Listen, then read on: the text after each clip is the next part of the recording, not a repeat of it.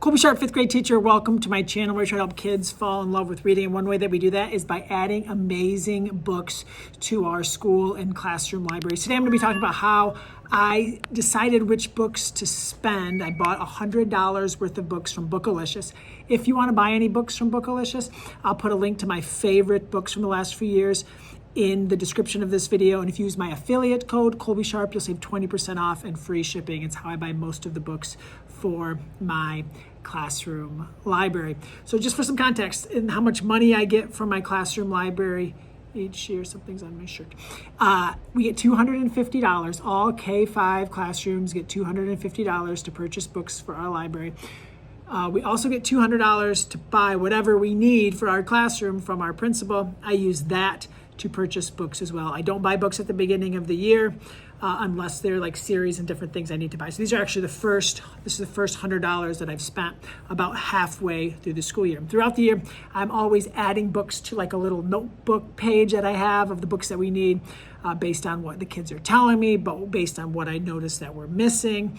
If a new book comes out in a beloved series or a new book by an author, always adding to that list. Sometimes I'll just buy one of them right away, but when using my money, I usually try to do it in like $100 increments because it's easy for me to keep track of how much I've spent that way. So I got these books and I'm gonna tell you a little bit about them, and hopefully you'll find something that you can add to your classroom library, or maybe you'll find something that you, it's a reason why I'm purchasing books that might help you decide how to purchase books for your classroom. First up, Scare Schools Diaries. I read this book by Jared Lerner at the end of 2024. It's a chapter book. It's an illustrated chapter book, hybrid, graphic novel, prose.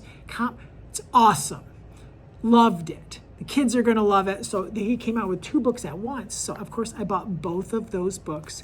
Excited for those to get into the classroom library. Somehow, some way, I was missing the first Diary of a Wimpy Kid. And Diary of a Wimpy Kid is as popular in my classroom now as it has been in 5 or 6, 7 years. It's flying off the shelf. So many kids rereading the series, kids reading the series for the first time. It's been really fun to see these books take off. You gotta have the first one, seriously, Mr. Sharp. You probably know Mary's terrifying books. I don't read them because they scare me, but she has adapted, or they have adapted.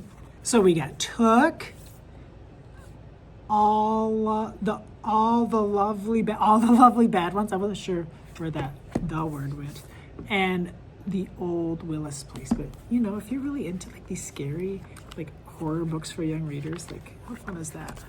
Not fun to me, but fun to the kids. The Squad, love the tryout by these 2 amazing creators.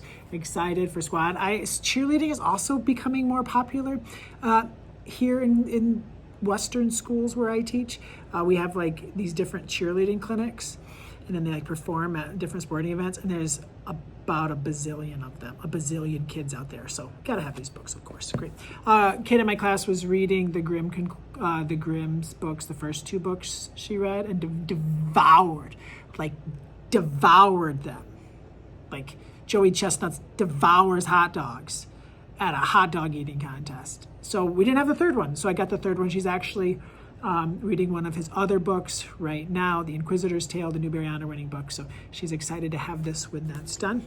Also didn't have The Lightning Thief, which is wild. And I have some kids who I think would really benefit and love this series. So I have other books in the series, but I didn't have the first one. How does that happen? Probably because kids read it and it falls apart and they love it.